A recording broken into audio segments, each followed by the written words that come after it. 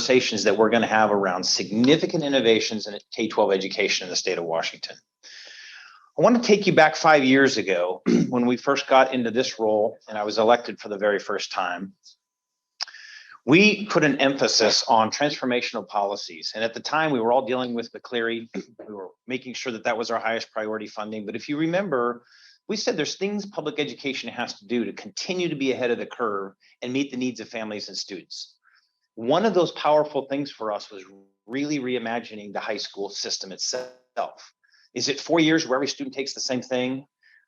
We've added from a 19 credit to a 21 credit to a now 24 credit high school diploma. We've added the rigidity of this thing so that some students don't feel they have the flexibility that they used to.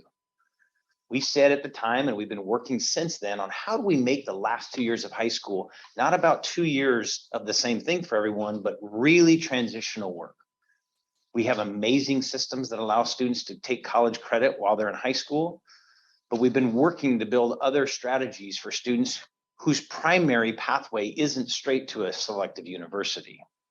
Our work on the high school and beyond plan has been evolving and building out with great partnerships that are bipartisan. We've worked on graduation pathways where students can now demonstrate that they've got a post-secondary plan, including military service, apprenticeship, straight to work. Today, we unveil the next significant step in that, a huge opportunity for young people to take more control over their time. When we think about their time versus the state time, I want to make sure we spend a little energy in that. But let's talk about our students right now who work. In the state of Washington, we've got about 150,000 or so high school juniors and seniors. These are students primarily over the age of 16, finishing their last 2 years. About a third of them, 45 to 50,000, work. They've always been working. Lots of us did jobs in high school where we worked. Maybe it was for a family member. Maybe it was in formal retail. Maybe it was in even manufacturing and other sectors of our economy. But students have been working forever. The challenge is, for years, we've had programs that have allowed them to earn some high school credit. But as you can see here, near the bottom, we've only got 6,000 or 7,000 of those 50,000 students earning any high school credit, even though that is how they choose to spend their time. Some have to work to support their families. Some choose to work as part of their future. Every one of the students who are participating in work, however, they are learning powerful skills that we try to replicate in classrooms at times, and often we cannot replicate outside of the work environment. Work itself is valuable. It's got powerful learning that happens within it. Our state does have a robust graduation system, as I said, 24 credits. 17 of those are quite foundational and prescribed. All of our students will pursue those. They get some choices within a math sequence or a science sequence, but essentially those 17 credits are fixed for all of our students. For those students who are really pursuing access to a university after high school, 3 of their credits on the right side there are also pretty well prescribed. 2 world language, 1 additional art credit. And some of our colleges and universities would recommend that students use their 4 flexible elective credits over there to also add coursework that will strengthen their application to selective institutions. To this day, we have students navigating this complex system. It's consistent across the state. But if we had been in school 20 years ago, you would have seen a very different system. Fewer of these core foundational credits, more elective credits, and more options for students. But if you remember back, we've always had students working. So what happened to the young folks whose course schedule was more prescribed, where they had fewer elective choices, but still needed to work, especially in a world where we're stretching income inequality, where more of our families are struggling. And we see that in a growing number of free and reduced price lunch students who are eligible. They don't shed their financial distress just because they become high school students. And in fact, lots of them turn to work. So our proposal today, which we are very, very excited about, is going to lay out the details on an option for students to use those 4 elective credits in ways that are significantly more powerful for their particular post-high school plan and graduation. And here it is. The state of Washington is going to create a single course code across all of our districts that students can sign into like they would any class when they're building their schedule after the age of 16, primarily their junior, senior year. They will get credit for working any work that is qualified work, that is documented work, that is essentially earning a wage. It isn't that we're going to allow some employers to do it and not others. This is to honor all work, manufacturing, retail, food services. Work is powerful, and it's got powerful learning. It's for students age 16 and over. It is for those elective credits only. This is very, very important. We have high expectations in this state. It's why we are a high performing state academically. So students won't be eligible in this program for those core 17 foundational credits, but for the 4 elective credits where they have tremendous flexibility today. It is capped at 4 credits. It cannot be more than 2 in any year, basically to their junior year, to their senior year. And we don't expect students to get to those 4 credit loads very often, but some might choose to do that. Most are probably on track for 1 credit a year to help flex up their schedule. Students can earn 1 elective credit for every 360 hours of work. So every 360 hours, 1 elective credit. So 180 hours, a half a credit. Students are essentially going to sign up for this like they would any class. They'll say, one of my electives, I want to be work, and that essentially builds into their master schedule. If you think about it, in the beginning, this is probably a student who's already working. They're going to probably stick with their regular periods, but it's possible in the future that they can choose periods 1 through 5. Or if they are working late and closing, or they've got a complicated job and building schoolwork on top of that, then maybe they're going to choose periods 2 through 6 to go to school. Others might stick with a regular schedule and have an opening in the middle of their day. They're working in the evening, but 3rd period or 4th period is considered their work credit. And maybe they get time in the school day then to focus on their other coursework. Schools will obviously have a significant role to play. They're signing students up, they're verifying their employment, they're checking in with the student to see how it's going. We're building meaningful relationships, so we're actually engaging with students differently. Today, 50,000 students go to work, and there's very little conversation on, is this impacting your academics, and how's it going, and what are you learning, and what are you bringing to the job, and how are you developing? We can build more relationship around this because it's a regular course, even though the work is done outside of school and at different hours. Every course in the state of Washington has a certificated teacher who's the teacher of record. So that won't change. There will be teachers assigned to cohorts of students who work. And that allows us to continue apportionment payments to districts. They've got a big job to do in monitoring this, reaching out to employers, checking in. Hey, I've got a student who's working for you. How's it going? This kind of relationship between the business community, especially our small employers, and our students who want to work, and our schools who are trying to round out what it means to be a learner, this is a really powerful combination. One that is barely in its infancy and quite complicated today. We think we can open this up significantly to more students. This is a process that only requires rulemaking. I want to be clear about that. Lots of the proposals in our 9 innovations that we're unveiling will require legislative changes, will require partners in legislature to add additional investments. This is ready to go today through the rulemaking process. OSPI has the existing authority already. We will go about this as expeditiously as we can, but it's a public process as well. Folks can weigh into that rulemaking process. There will be at least 1 public hearing, if not more. It's a chance to shape that further, but ultimately this agency under my leadership and our team, we are going to honor work in a way we never have for high school students. I really want to break it down for you. Today, we have young people in the most complicated time in our history in public education. The duress and the stress on them, we see it in our research all the time. We see it in our student climate surveys. We see it in our Healthy Youth Survey. A growing number of students say they are under a lot of stress, a lot of pressure, especially our high school students. They also tell us that school isn't exactly relevant in some of their content areas, or for some of them across any of them. They are looking for more connection between where they want to go and what they're learning. And don't dismiss this as students who are financially distressed who work. Lots of students work. The vast bulk of students who go on to college work, either in college or worked in high school. This is about how students choose their time. The state makes a significant investment in all of our learners, and we have 17 foundational credits we think are essential for their success. It gets them to open so many doors, but students get choice. And when they choose to work, we need to honor that. When they say those are the skills that will help me propel myself, we need to honor that as much as we do the importance of additional physical education or social studies or the arts or the other things that are so essential to our learners. Work matters. And to that young person out there today who's working a part-time job, who's going to school full-time, maybe they're involved in athletics, maybe other activities, we want to recognize the fact that you need some flexibility. And this state is prepared to deliver that. Let's take some questions from folks. I may have a comment to close it out.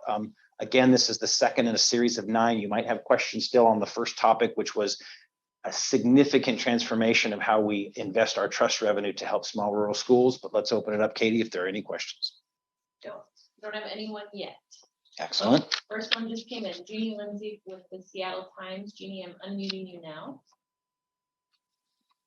Hello, good morning. Thank you for taking my question. I'm curious, I guess, where this idea came from. Are there other states that are doing this, or I guess what makes you, sure that this is needed in Washington? Just kind of curious what the vision, where it came from. Great, thank you, Jeannie. Appreciate that. We think every state has some form of this. We have a form of this today. It's been in place for a long time. It just has never gotten traction because we put a lot of complexity around qualifying certain employers. In fact, most of the programs today require the students to take additional classes in addition to work just to earn the credit. So we've made it too complex. I don't know that there's other states that are going to go as sort of strategically as we are to open this up, but we do believe that virtually all states have some form of earning credits by work, but it's almost always complicated by the bureaucracy of the system of education that tries to turn it into certain subject matters, or the complexity of trying to qualify certain employers. This is available to any student who works and earns a wage. So that's the simplicity of it. I do want to comment again on that. The challenge of our history is that everyone tries to force work, even in retail or food service, into a math credit or a science credit. We're locked into this idea that it only matters to our post-secondary world if something is translated into the sort of secret code of K-12 and higher ed, which is what class did it count for? I want to be really clear. This is not for core credit. There are programs that do that. There are existing programs, very high bars to make work, where a student can get math or science credit or some other kind of core credit in work. This is elective credit. It's why it's so much more flexible, and it gives students the ability to get a little break in the rigor of their schedule, not the rigor of their learning standards, but in their schedule. And then the last thing I just want to make a comment on, because your question really illuminates this, is, why now? I've been in this role now for 5 years, which means I've been through at least 2 healthy youth survey results that we do every 2 years. And our students are telling us loud and clear, they want more control of their learning. They want more options. They want it more relevant. And a growing number of them tell us they want credit when they know something, even if it doesn't come in the form of sitting in a classroom for 180 hours. They want recognition for the skills they are learning. And this is a great way to do it with elective credit.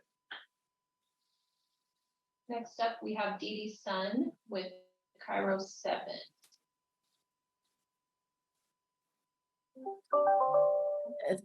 Thanks, Superintendent Reykdal, for taking a few questions. You mentioned, several times the stress that students are experiencing and their desires. Last time you mentioned that, enrollment is actually doing a little bit better in terms of, recovering from the pandemic. But is this change, and are some of these other changes being done with enrollment in mind, giving students and families what they're asking for and what they're wanting to boost enrollment? Is it tied at all with enrollment goals? It's not. I appreciate the question. It is not. Our high school system has barely seen any change in its enrollments. As you recall, the enrollment impacts to our state and most of the states in the country are in the earliest of grades, not because students came and left, but because families didn't start them in K-12. They started them in homeschool, or they started them in another sector during the pandemic. So no, this is focused exclusively on high school students and the flexibility for them and the pathway building. It builds on this idea of a 2+2 high school system we've been designing for the last 4 years, 5 years.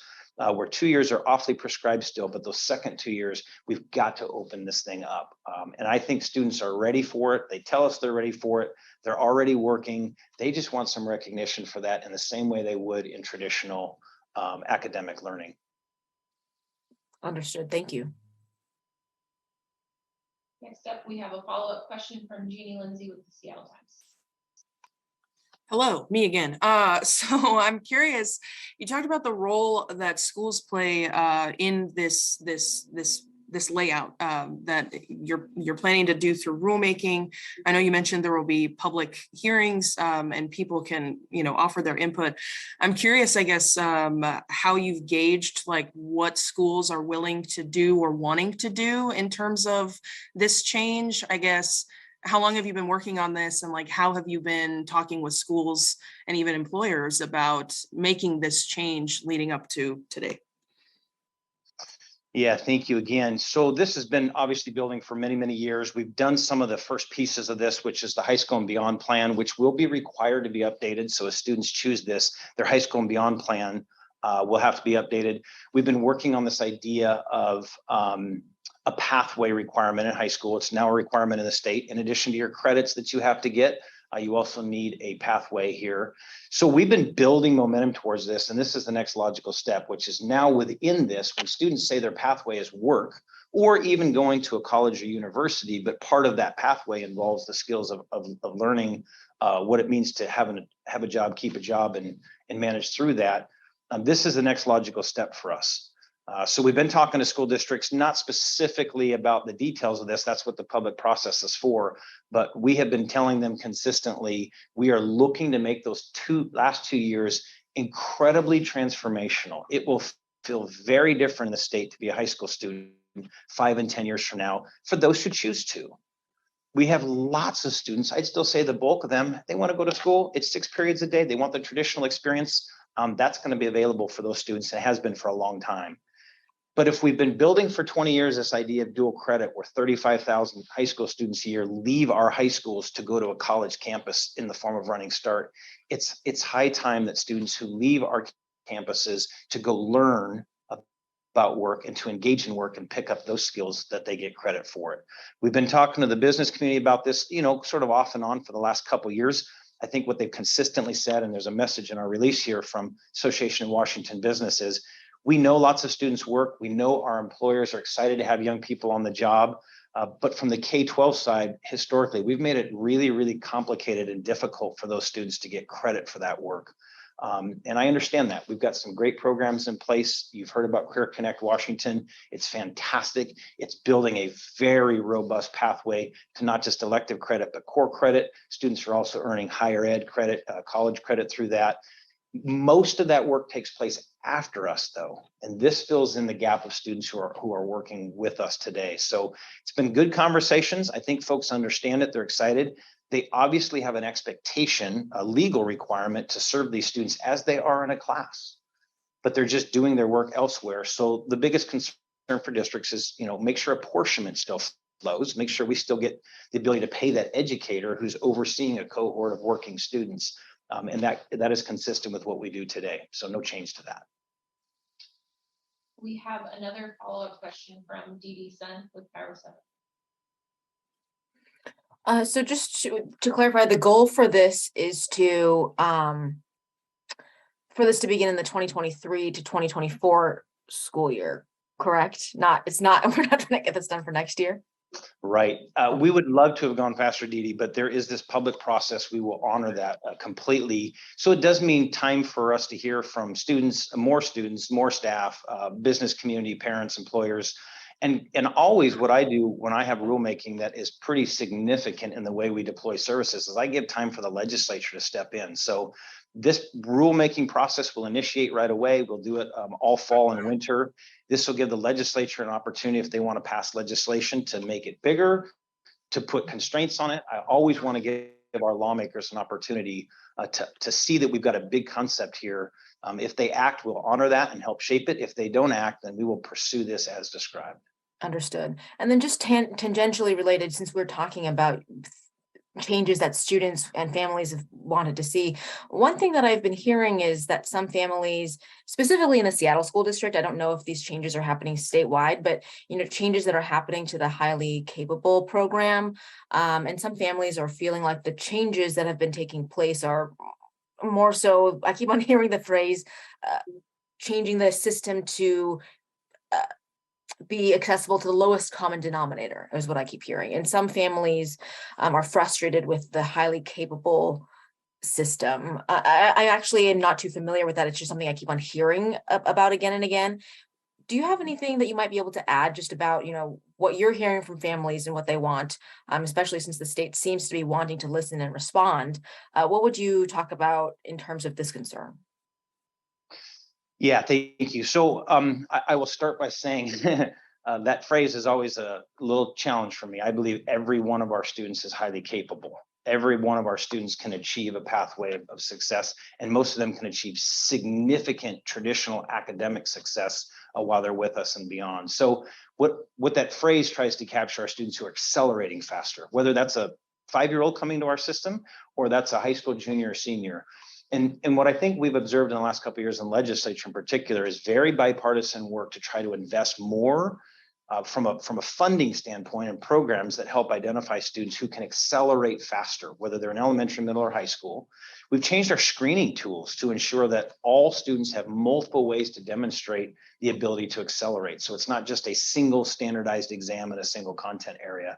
So I'm very proud of what the state of Washington's done. Again, this has been a big partnership. There are always folks who want it different, and I appreciate that. I think if you're somebody who's genuine in your want for all students who are ready to accelerate to have that opportunity, then we got to get rid of some of the barriers that have held some students from accessing those programs.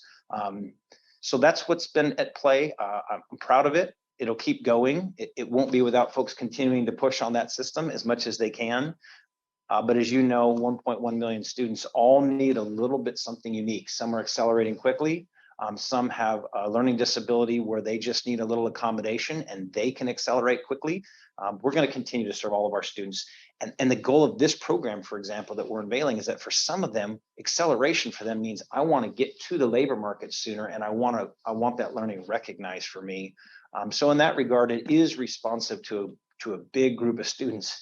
A third of our high school juniors and seniors who today, they just quite frankly aren't getting recognition for the learning that they're doing in the labor market. We have another follow-up question from Jeannie Lindsay with the Seattle Times. Take it away, Jeannie. Thanks. You talked a little bit about timing for the fall and winter and obviously allowing the legislature to weigh in.